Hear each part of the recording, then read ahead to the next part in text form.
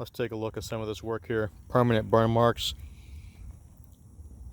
You can tell that either side was done with a surface cleaner, and the person was trying to avoid the line down the middle, so they used a wand and a pressure clean down the middle, and they used too much pressure and they burnt lines everywhere. Now these are going to be permanent marks, okay? These are done. Those are there for good. They're all over the place. And it's not even clean.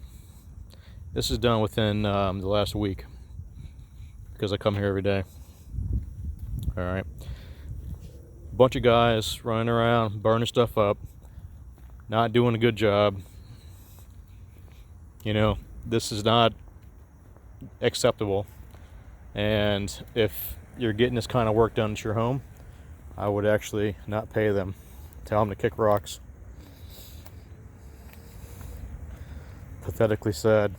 Not only is it not clean, all the organic stain is still left behind, as you can see. We can get this pure white.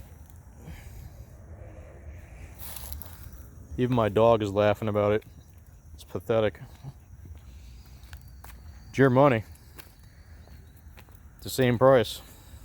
Get a pro or get this.